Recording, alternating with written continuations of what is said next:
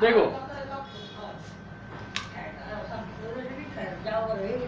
ठीक है, देखो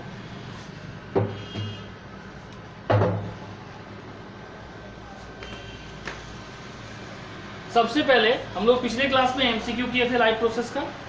आज हम लोग चैप्टर 1 बायोलॉजी का, जिसको बोलते हैं लाइफ प्रोसेस, उसका 2 marks and 3 marks subjective question को सॉल्व करेंगे। ठीक है, चैप्टर 1 लाइफ प्रोसेस आज होगा questions and answers of question and answer 2 and 3 marks. क्या बोल रहा है? Question and answer 2 and 3 marks. ठीक है, सबसे पहला क्वेश्चन है, the first question is why is diffusion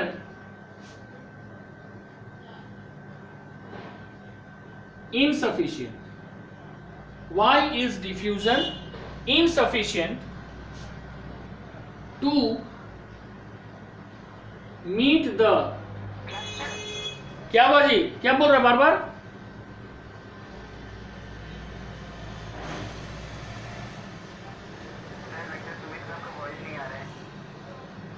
voice तो मेरा क्लियर है। देखो, why is diffusion insufficient to meet the oxygen requirement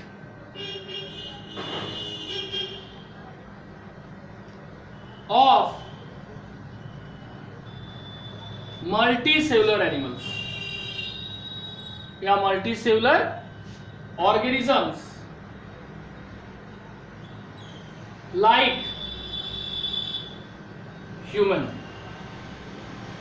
question है कि डिफ्यूजन प्रोसेस जो है ये इनसफिशिएंट है, किसके लिए?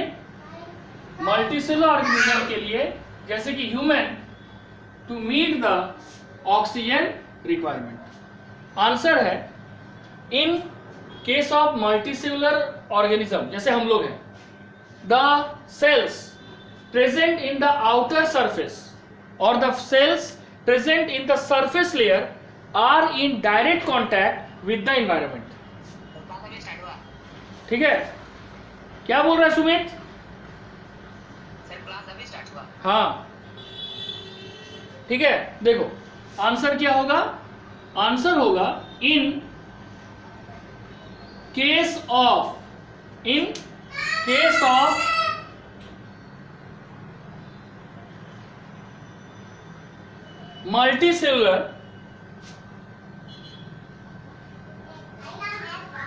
multicellular organisms, in case of multicellular organisms, the cells present in the surface layer, जो सेल उसके सरफेस लेयर में प्रेजेंट है, are in direct contact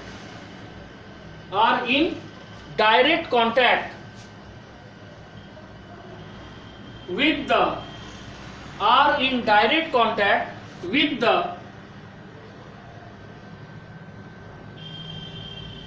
surrounding environment, are in direct contact with the surrounding environment, whereas other cells and the internal organ, जैसे heart, liver, kidney and the internal organs, whereas other cells and the internal organs are not in direct contact with the surrounding environment, with the surrounding environment,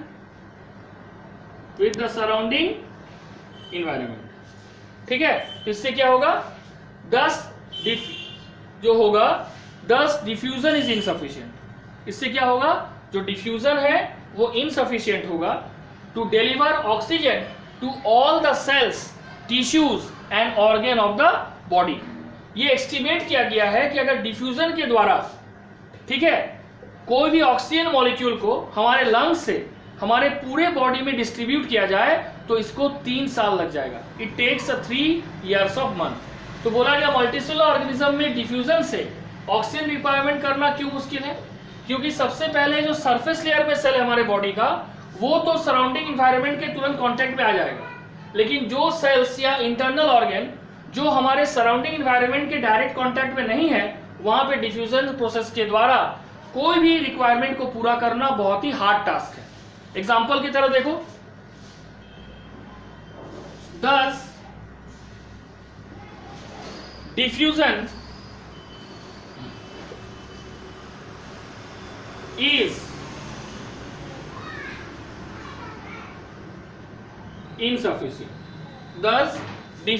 is insufficient to deliver oxygen to all parts of a multicellular organism, ठीक है, multicellular organism like human। Thus diffusion is insufficient to deliver oxygen to all parts of the multicellular organism like human। क्या है, it has been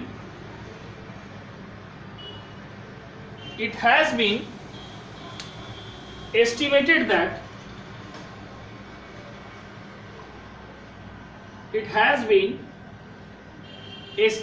that a period of 3 years, it has been estimated that a period of 3 years would be needed, जरूरी है, would be needed to carry a molecule of oxygen from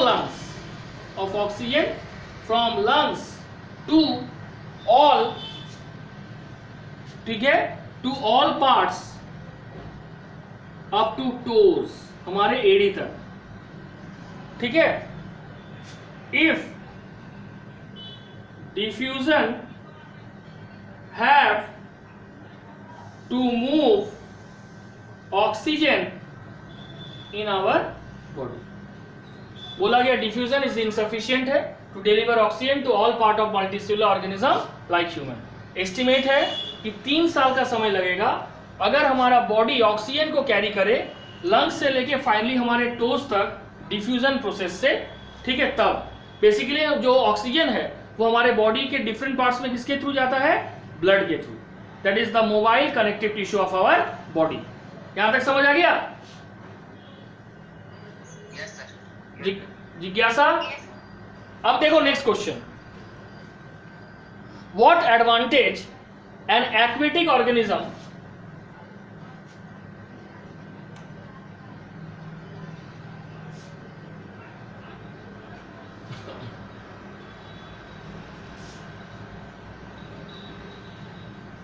question है कि क्या advantage है। देखो question है, question समझो। Question number 2, what advantage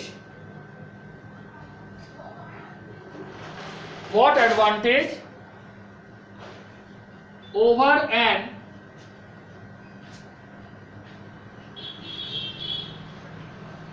aquatic organism, what advantage over an aquatic organism does a terrestrial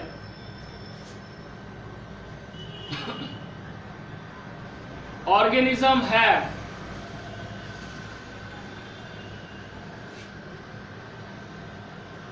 What advantage over an aquatic organism does a terrestrial organism have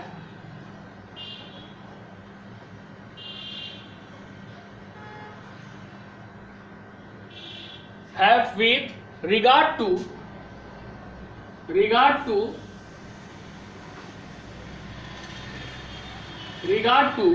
obtaining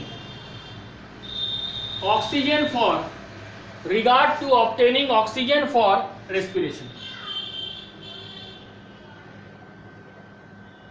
ठीक है, तो what advantage over an aquatic organism does a terrestrial organism have with regard to obtaining oxygen for respiration? देखो common example है, aquatic organism जो होता है उसको water में जो ऑक्सीजन है वो डिजॉल्व फॉर्म में पाया जाता है, और जब ऑक्सीजन डिजॉल्व फॉर्म में पाया जाएगा ये लेसर इन क्वांटिटी होता है, इसलिए उसको लगातार ब्रीथिंग मैकेनिज्म को चलाते रहना पड़ता है फास्टली। जबकि जो ऑर्गेनिज्म है टेरिस्ट्रियल, ठीक है, उसको इन्वायरमेंट से ऑक्सीजन लेना है, एंड इन्वायरमेंट में सफिशिएंट अमाउंट में ऑक्सीजन है, इसलिए उसको लगातार फास्टली ऑक्सीजन रिस्पायर करने की जरूरत नहीं है। यानी in the terrestrial organism they respire through taking oxygen from the atmosphere which has a sufficient quantity of oxygen, but the aquatic organism has to take oxygen from water and which has oxygen in dissolved state and in less quantity। ठीक है, तो answer होगा, answer क्या होगा, aquatic organisms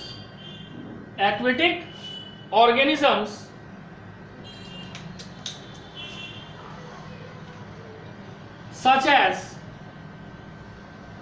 as fishes obtain oxygen for their requirement in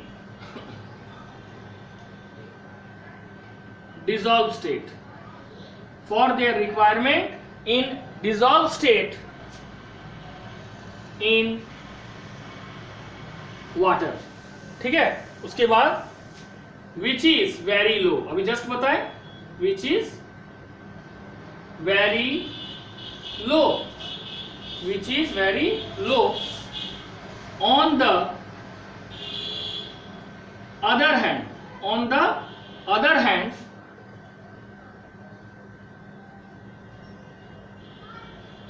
terrestrial organism क्या होगा, जैसे कि हम लोग हैं, टेक ऑक्सीजन, ठीक है, डायरेक्टली फ्रॉम द एटमोस्फेयर या directly from the air. Atmosphere मतलब क्या हुआ, ब्लैंकेट ऑफ एयर, ठीक है, which is in sufficient quantity, जो पर्याप्त मात्रा में मौजूद है, which is in sufficient quantity. इसलिए ये सबसे बड़ा डिमेरिट है एक्वेटिक ऑर्गेनिज्म का in comparison to terrestrial organism in case of oxygen fulfilment. ठीक है, अब आ जाओ थर्ड क्वेश्चन। थर्ड क्वेश्चन क्या है, what are the components of the transport system in human being. What are the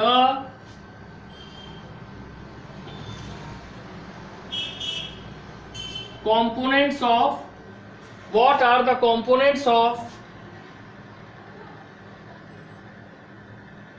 transport system, what are the components of transport system in human beings। What are the components of transport system in human beings. ठीक है, answer क्या होगा देखो।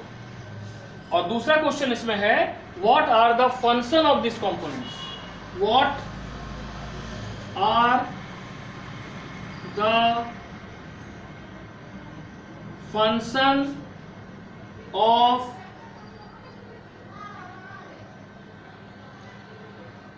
This component. अब answer देखो, ठीक है। The major component of the transport system in human being is blood and lymph. The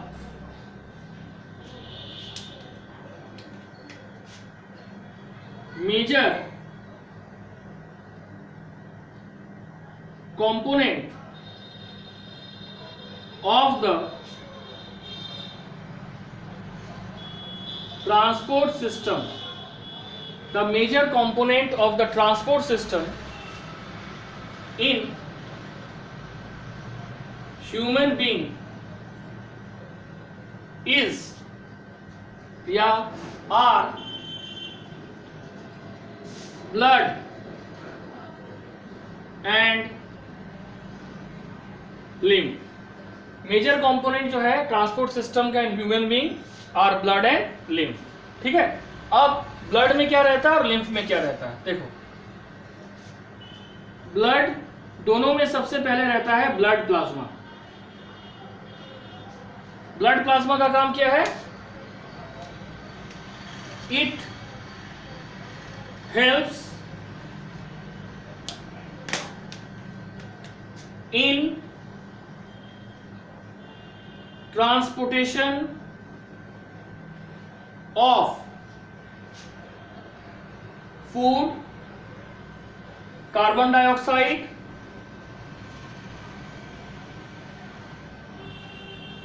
nitrogenous waste, ठीक है, salt and other soluble substances। जो ब्लड प्लाज्मा है ये हेल्प करता है in the transportation of food, that is carbon dioxide, nitrogenous waste, salt and other soluble substances. RBC क्या करता है, आरबीसी ये करता है carry oxygen in the form of oxy haemoglobin, ये आरबीसी का काम है। नेक्स्ट क्या है, white blood cell. White blood cell का फंक्शन क्या है, प्रोवाइडिंग इम्यूनिटी, ये हम लोग को इम्यूनिटी प्रोवाइड करता है, प्रोवाइडिंग इम्यूनिटी। तीसरा क्या, फोर्थ क्या है, प्लेटलेट्स। प्लेटलेट्स का क्या काम है, helps in blood clotting, helps in blood clotting. हो गया। अब नेक्स्ट है कि lymph carry digested and absorb fat. ठीक है, lymph carries digested and absorb fat. Lymph carry करता है digested and absorb fat.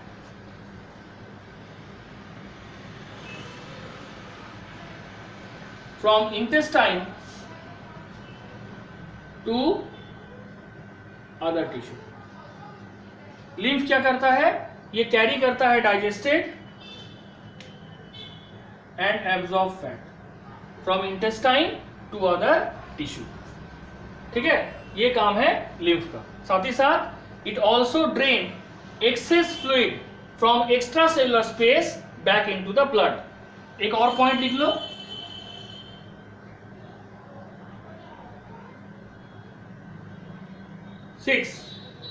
lymph also drain extra cellular fluid. Lymph also drain extracellular fluid from, lymph क्या करता है, extra cellular fluid को drain करता है, ठीक है, फ्रॉम एक्स्ट्रा, देखो लिम्फ ऑल्सो ड्रेन, लिम्फ क्या ड्रेन करता है, excess fluid, excess fluid from extra cellular space to, from extra cellular space to blood, ठीक है। तो ये 4 फंक्शन है। मेजर कंपोनेंट ट्रांसपोर्ट सिस्टम का ह्यूमन बीइंग में कौन है, ब्लड और लिम्फ। हम लोग सब जानते हैं लिम्फ में भी 2 ही कंपोनेंट होता है, लिम्फ प्लाज्मा और लिम्फ सेल। लिम्फ में इतना ही अंतर होता है कि लिम्फ में आरबीसी और प्लेटलेट नहीं पाया जाता है, सिर्फ व्हाइट ब्लड सेल पाया जाता है, ठीक है। तो ये हो गया टोटल फंक्शन लिम्फ और ब्लड का, ठीक है। ब्लड प्लाज्मा का काम transport of food, carbon dioxide, nitrogenous waste, salt and other soluble substance. RBC का काम carry oxygen in the form of oxyhaemoglobin. White blood cell का काम it provide us immunity. Platelets का काम it helps in blood coagulation, that is blood clotting. Lymph क्या कार्य करता है, it carry digested food and absorb fat from the intestine to other tissue and it also drain excess fluid from the extracellular space back into the blood। ये हो गया major function जो lymph और blood दोनों में पाया जाता है। यहां तक समझ आ गया? Yes, sir. अब देखो नेक्स्ट क्वेश्चन जो है एनसीईआरटी में वो है how fats are digested in our body and where does this process takes place. हम लोग जानते हैं कि फैट ह्यूमन डाइजेस्टिव सिस्टम में एक ही पार्ट में डाइजेस्टेड होता है, that is called small intestine. सबसे पहले बाइल जूस का रिलीज होता है लीवर से। बाइल जूस क्या करता है, ये इमल्सिफिकेशन ऑफ फैट कॉज करता है, that is breaking down of larger globules of fat into smaller one. और जब स्मॉलर वन में कन्वर्ट हो जाता है तो पैनक्रियास से पैनक्रियाटिक जूस रिलीज होता है जिसमें पाया जाता है पैनक्रियाटिक लाइपेज। लाइपेज क्या करता है, it break down lipid into fatty acid and glycerol, thus the fat is completely digested.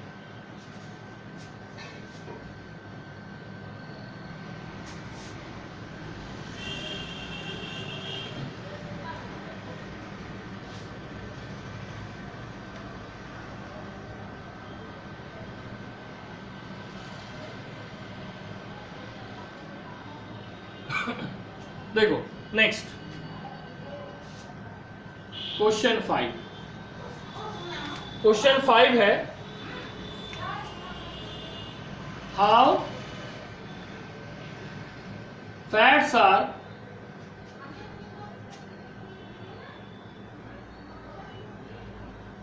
digested in our bodies, how fats are digested in our bodies, where does this process takes place?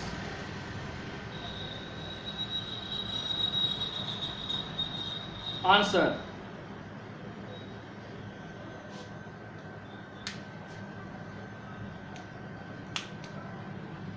ठीक है।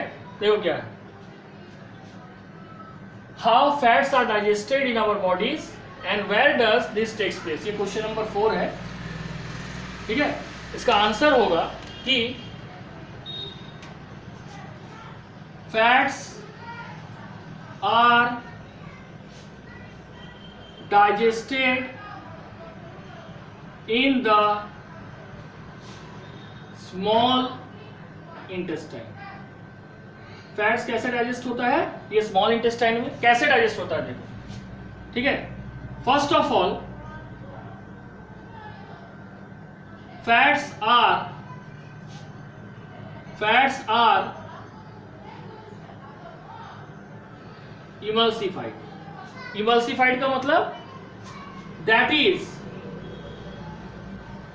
Bile juice breaks the larger globules of fat into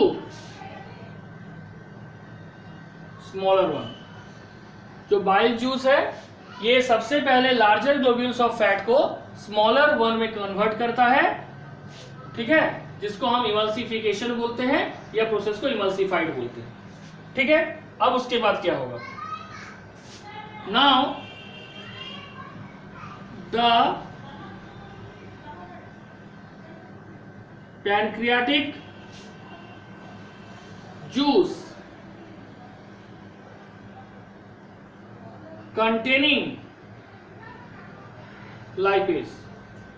Now the pancreatic juice containing lipase brings about the digestion of fat. Now the pancreatic juice containing lipase, इसके बाद जो pancreatic juice release होता है उसमें lipase होता है और ये लाइपेज डाइजेशन ऑफ फैट करता है, that is breaking fat into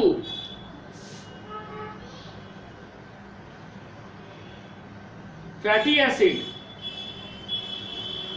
and alcohol, breaking fat into fatty acid and alcohol, ठीक है। ये हो गया प्रोसेस और कहां पे डाइजेशन होता है। How fat are digested, answer हो गया। सबसे पहले इसका इमल्सिफिकेशन होता है, यानी larger globule of fat broken down into smaller one. Second part में इसी स्मॉलर ग्लोब्यूल्स ऑफ फैट को पैनक्रियाटिक जूस में जो लाइपेज एंजाइम पाया जाता है ये डाइजेशन ऑफ फैट करता है, that is breaking fat into fatty acid and alcohol. और ये किस साइड में होता है, in the small intestine, basically in the duodenum part, ठीक है, ठीक है, क्योंकि स्मॉल इंटेस्टाइन को जो फूड मिलता है वो स्टमक से मिलता है and that is called partially digested food. और ये पार्शियली डाइजेस्टेड फूड को हम लोग क्या बोले थे, काइम, CHYME, ठीक है। ये क्वेश्चन नंबर 4 समझ आया। अब हम लोग क्वेश्चन नंबर 5 पढ़ेंगे, ठीक है। Question number 5, why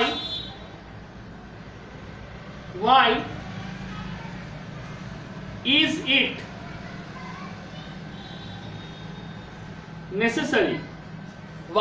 it necessary to separate deoxygenated and oxygenated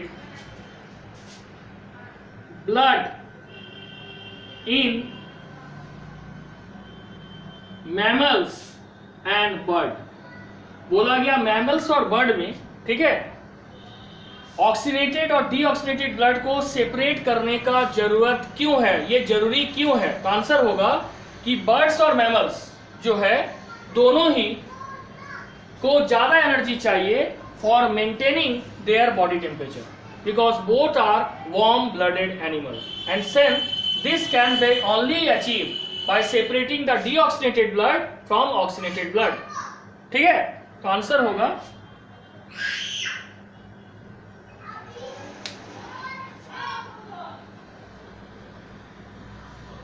birds and mammals need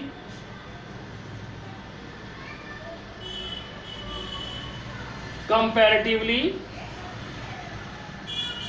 more energy. Birds and mammals need comparatively more energy for maintaining their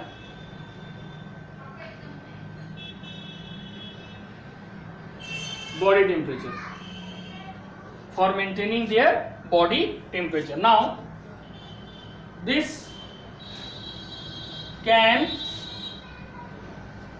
be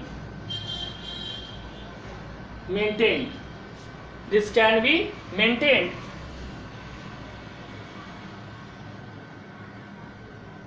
by separating the oxygenated blood from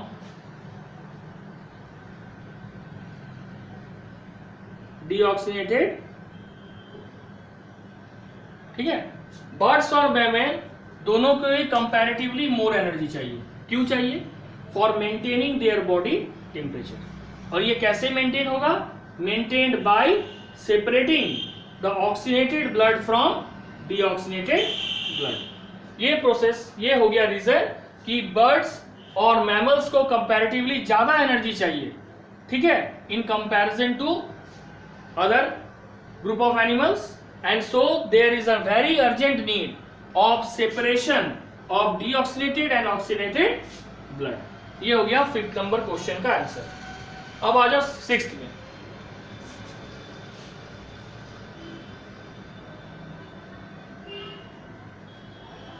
sixth number question है, what are the difference between the transport of xylem and phloem. ठीक है,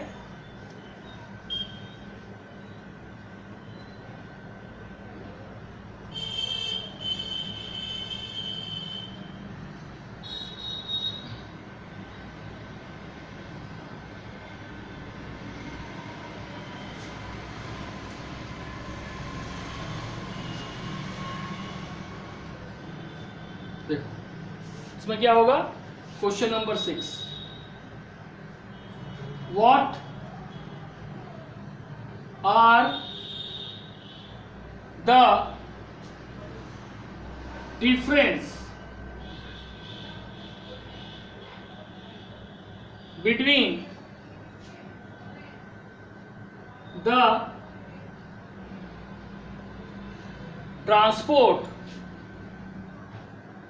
of material in xylem and phloem। ठीक है, difference क्या है between the transport of material in xylem and phloem। ठीक है, देखो जो xylem है, it helps in transport of water and minerals, whereas, ठीक है, phloem helps in transport of food। ये पहला डिफरेंस है। दूसरा, xylem transport of material is unidirectional,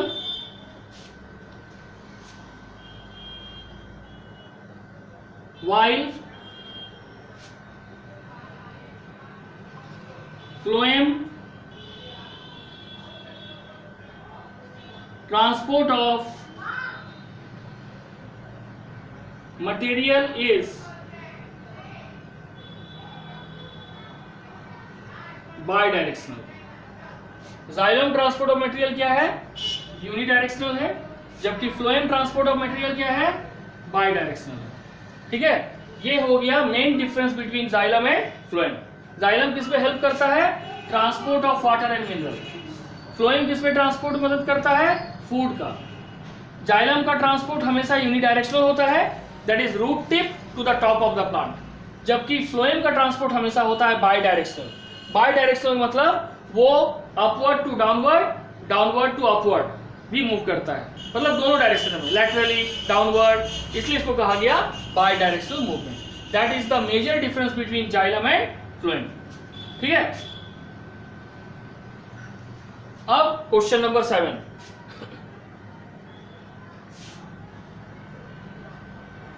compare the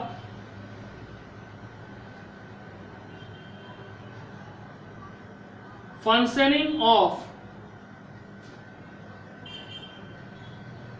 alveoli in the lungs. Compare the functioning of alveoli in the lungs and nephrons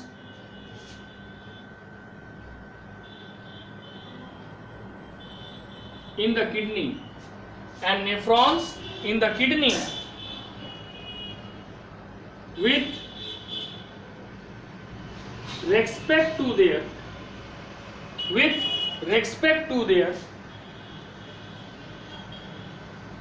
structure and functioning. With respect to their structure and functioning. Compare the functioning of alveoli in the lungs and nephron in the kidney. अब answer में देखो, alveoli in the lungs और nephron in the kidney possess network of blood capillary. Oxygen का भी काम है purification of blood alveoli का, और नेफ्रॉन का भी काम है purification of blood.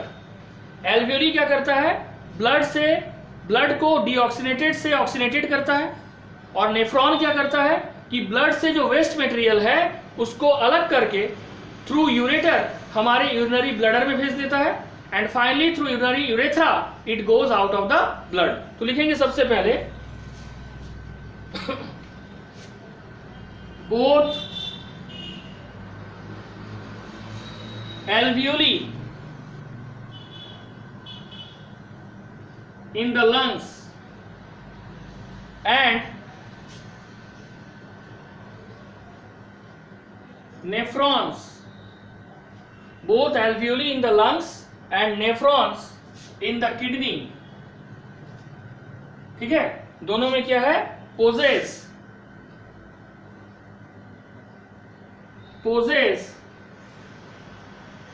network of blood capillaries. दोनों में ही नेटवर्क है किसका, ब्लड कैपिलरीज का. possess network of blood capillaries. अब नेक्स्ट में आओ, the exchange of gas, the exchange of gases. क्योंकि देखो जब हम इनहेल करते हैं that is mixture of gas, उसमें नाइट्रोजन, कार्बन, ऑक्सीजन सभी होता है. The exchange of gases takes place in alveoli. The exchange of gases takes place in alveoli where impure blood that is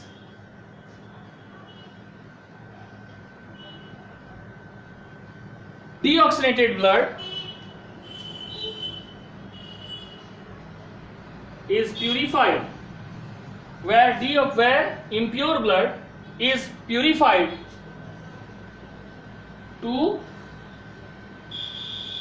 oxygenated blood. ठीक है, यानी deoxygenated blood को oxygenated blood में convert करना, इसलिए डीऑक्सीनेटेड ब्लड का ही दूसरा नाम है इम्प्योर ब्लड. उसी तरह से सिमिलरली the nephron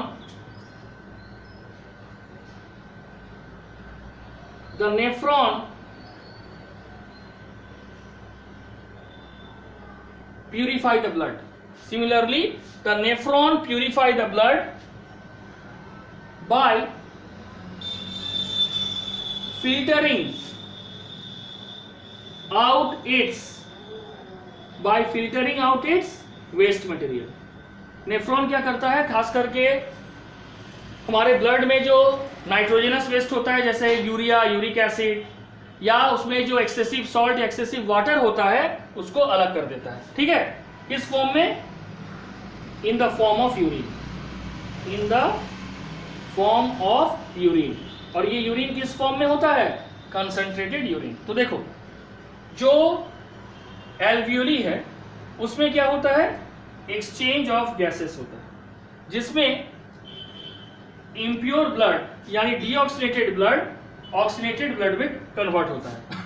उसी तरह जो नेफ्रॉन है ये प्यूरिफाई करता है ब्लड को by filtering out its waste material in the form of urine, by filtering out its waste material in the form of urine. तो these are the criteria which is found in what, both kidney and alveoli. Question 7 clear हुआ? जिज्ञासा, Sumit, Sujit, Yes, sir. ठीक है? सूरज, ठीक है? आज इतना ही। अब नेक्स्ट डे हम लोग नेक्स्ट करेंगे क्वेश्चन क्लियर, ठीक है? मतलब 2 and 3 marks is just going on, अभी ये खत्म नहीं हुआ, it is not completed. In the next class we have gone through other and more 2 and 3 marks question which are included in NCERT or it has been coming in the board questions. That's all for today. Thank you.